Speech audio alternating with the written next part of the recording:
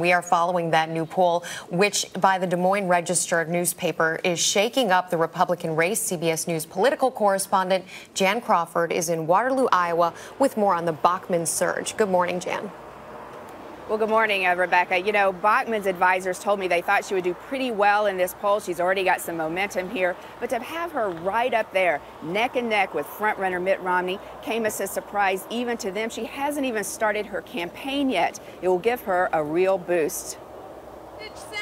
She's the face of the Tea Party, an outsider unafraid to take on the establishment. But surrounded by her family last night in the small town of Waterloo, Iowa, Michelle Bachmann also was something else, a hometown girl who could be president. I am going to announce that I'm running for the presidency of the United States of America. Thanks to her strong showing in the last Republican debate, a couple high-profile interviews on the Sunday talk shows, and the new Des Moines Register poll, there's now another way to describe Michelle Bachmann here in Iowa, a frontrunner for the GOP nomination. In the poll of likely Iowa caucus goers, Massachusetts Governor Mitt Romney is atop the Republican field with 23%, but he's in a statistical dead heat with Bachmann at 22%. Bachmann was expected to do well in Iowa. She was born here in Waterloo. But the question is whether this queen of the Tea Party can attract a wide base of support across the Republican Party. A former tax attorney, Bachmann is sharply critical of Barack Obama, and she kept it up on Sunday's Face the Nation. This is the Obama deficit, Obama debt, due to Obama spending. A mother of 5 who also helped raise 23 foster children, Bachmann's frustration with local education policy led her into politics. She is unapologetically conservative on social issues. She opposes abortion and as a state senator led the fight against gay marriage.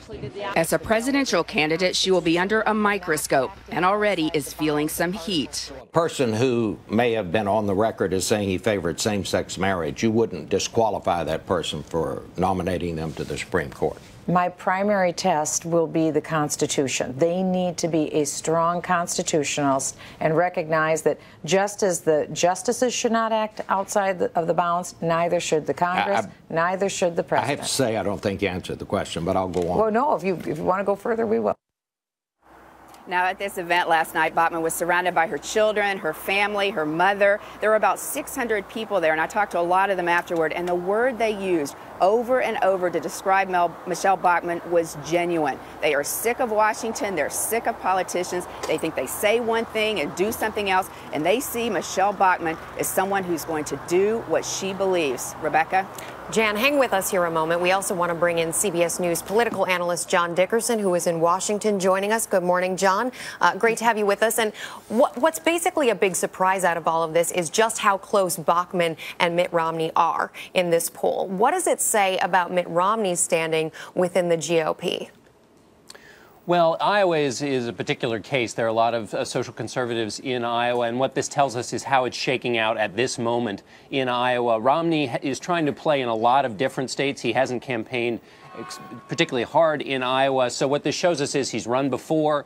He's got some people there who still like him. The question is whether this is a high watermark for him. If his numbers start slipping, his opponents can argue, look, what's happening in Iowa is part of a larger weakness of Mitt Romney, and try and make a larger case about that. Yeah, he's basically written off Iowa at this point. Jan, how does that play with voters there?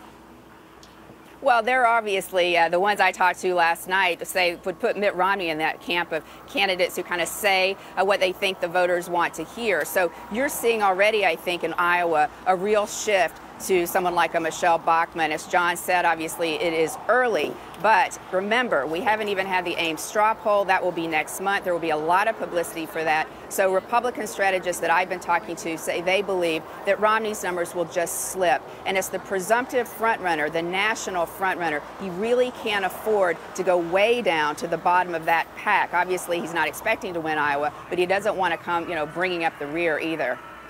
John, clearly this is not the news that the Pawlenty group wanted to hear out of Iowa. How significant do you think this will be to his campaign and his success and strength going forward?